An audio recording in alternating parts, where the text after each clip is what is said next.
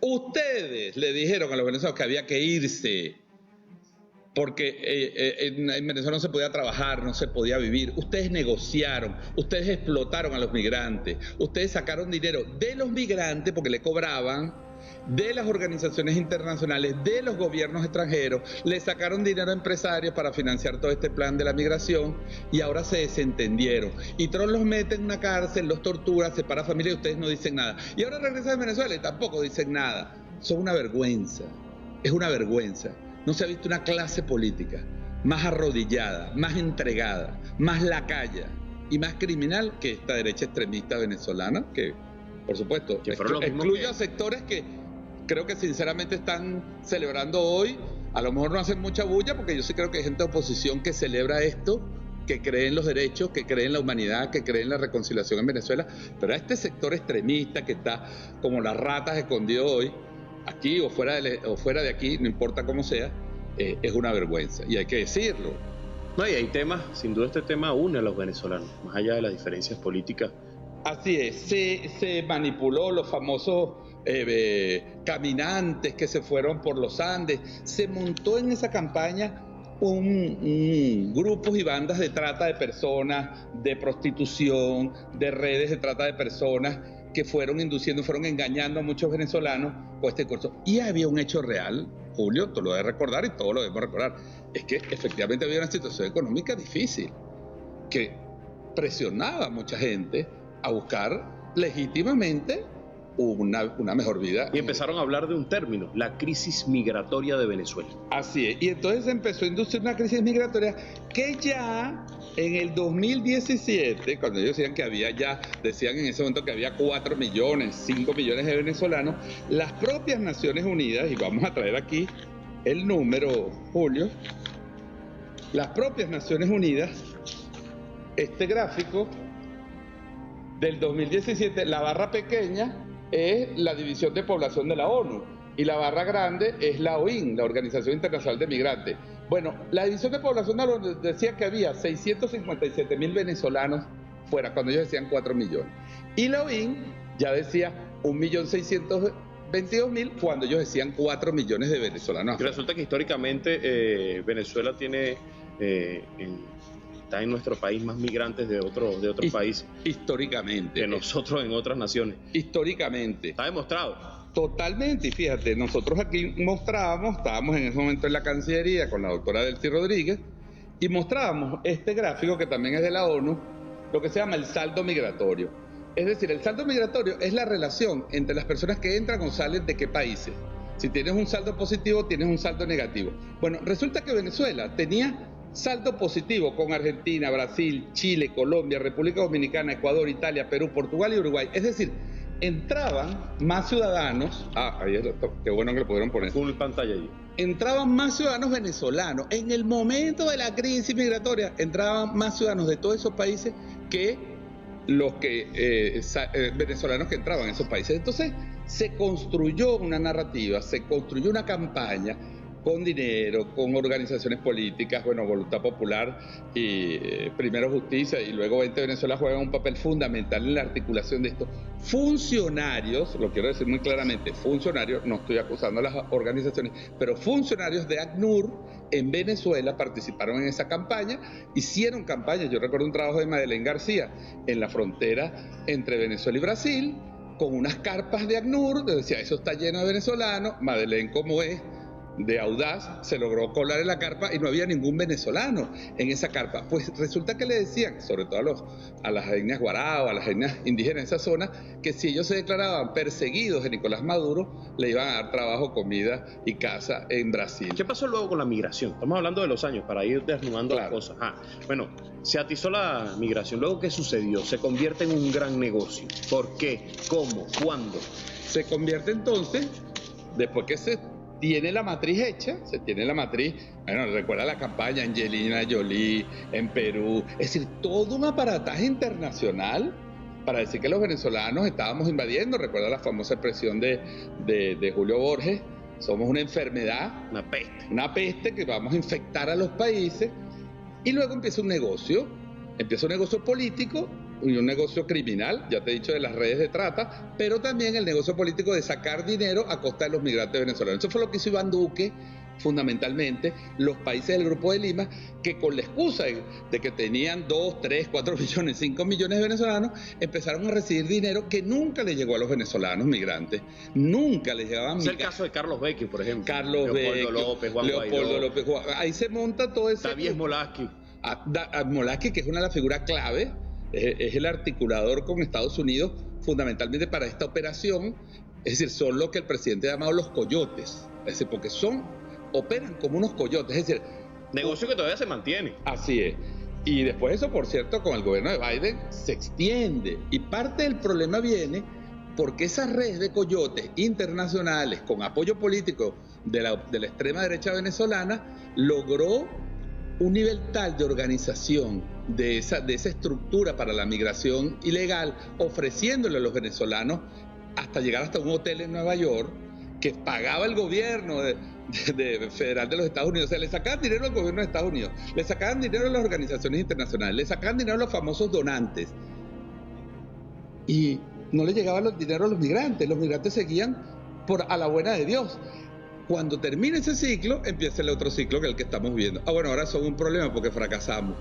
Vamos a sacárnoslos de encima y vamos a explotar ahora políticamente diciendo que son unos delincuentes que están invadiendo los Estados Unidos. Parte de la narrativa del Tren de Aragua. Sí, entonces, exacto. Hoy lo utilizaba en un mensaje Nayib Bukele nuevamente, que por cierto, no tengo ese video por allí, pero Nayib Bukele publicó un video.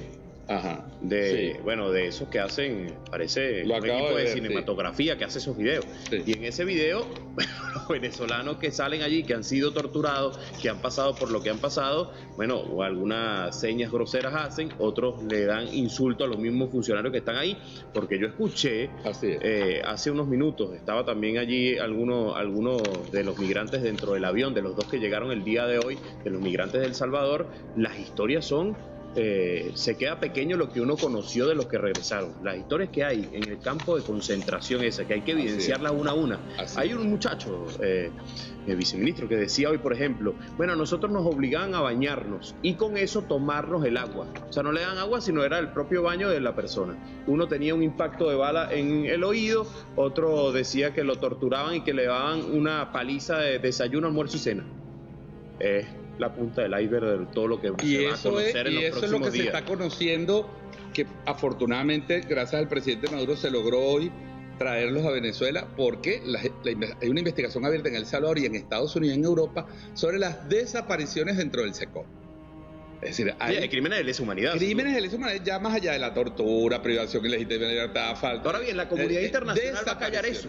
Bueno, no sé, tú sabes que el señor Volker Turk, que es un burócrata indolente, que no dice una palabra por Palestina, que no dice una palabra por estos 250 venezolanos, que no dice una palabra por los niños venezolanos, pero anda preocupado por las cosas que se dicen en redes sociales de unas personas que estaban detenidas en Venezuela, legítimamente detenidas, muchos en flagrancia, con pruebas, con armas, con dinero, con planes de magnicidio, de terrorismo, financiamiento a la violencia que se llevó 30 vidas después del 28 de julio. Es decir, el sistema judicial venezolano, que está actuando bajo los principios de la justicia, la fiscalía venezolana acopiando las pruebas, bueno, entonces es señalada por Volker Turk, pero Volker Turk no dice nada de los niños venezolanos secuestrados y retenidos y arrancados de las madres de sus brazos. La presión diplomática del presidente Nicolás Maduro, los mensajes, las estrategias, porque las hay, de diplomacia bolivariana de paz, que como usted lo dice, encabezó el presidente Nicolás Maduro, marcó una medida de presión para esta negociación, ¿piensa usted? No, no tengo el detalle, pero estoy absolutamente convencido, primero porque hay una razón, tienes los hechos, la verdad está de tu lado. Y tienes un sentido de humanidad. Yo creo que hoy en el mundo está surgiendo, frente a esta barbarie que estamos viviendo, esta barbarie fascista, supremacista, que ya destruye cualquier vestigio del derecho internacional. Aquí no vale Convención de Viena, aquí no vale Declaración Universal de los Derechos Humanos, aquí no vale debido proceso, aquí no vale la primera y segunda enmienda de la Constitución de Estados Unidos. ¿Por qué Trump invoca una ley que viola la primera enmienda de los Estados Unidos, que es la libertad, o sea, el derecho a ser juzgado por tus jueces naturales? Y por cierto, la Corte Suprema de Estados Unidos le ha dicho a Trump, hasta en la última decisión, le dijo, mire, usted puede aplicar todas las leyes que quiera, perfecto, porque las leyes existen. Ahí usted no está haciendo nada ilegal. Lo que está haciendo ilegal es que tiene que aplicarlas dándole derecho a la defensa. Es decir, Trump estaba y está metido en un laberinto jurídico, en un problemón que lo metió Marco Rubio, que lo metieron los llamados Crazy Cuban, que son estos parlamentarios que lo presionan en el Congreso, y su propio deseo de obtener una victoria con Venezuela. Y ahora ha buscado esta salida, que afortunadamente para nosotros es una salida digna, porque no nos hemos arrodillado, no le hemos entregado nada, es una negociación de gobierno a gobierno. Nayib Bukele es un pelele que no tiene nada que ver en eso, pero le da a él un respiro judicial, porque el problema en que se estaba metiendo en los tribunales de Estados Unidos Donald Trump y el propio Nayib Bukele era de marca mayor. Quiero analizar dos en las declaraciones del presidente hoy en el Congreso de Campesinos. Decía algo muy importante, me gustaría analizarlo con ustedes. El presidente decía: no me importa entregar a quien sea, ni al criminal más peligroso, vale más el pueblo venezolano y esa familia que están esperando a sus hijos, a sus nietos, a sus hermanos, a sus padres, por ejemplo. Mira, la vida de un solo venezolano, digno, repito, digno en su condición, que no ha cometido delitos en el extranjero, que estaba trabajando legalmente, que tenía a lo mejor algún problema de violación de normas, porque vivir ilegalmente en un país no es un delito, es una violación de una norma. Y eso hay que entenderlo. Convertir eso en un delito penal... Es lo que decía el presidente, migrar no es un delito, migrar no es torturar, y eso lo conoce muy bien Nayib Bukele. Exactamente. Entonces, la vida de un solo venezolano, eso no tiene precio, no hay forma de valorarlo en precio. El sacrificio que se haya hecho, porque el comunicado de Cancillería así lo deja ver, y ya veremos los próximos días cuando este tema se desarrolle, porque yo creo que estamos, Julio, en presencia de la noticia más importante, quizás una de las más importantes de este año. Claro, y dice: Venezuela ha pagado un alto precio. Así dice nuestra Cancillería, ha pagado un alto precio porque ha liberado personas que estaban bajo un proceso judicial por graves delitos cometidos en Venezuela, incluyendo el asesinato y la conspiración.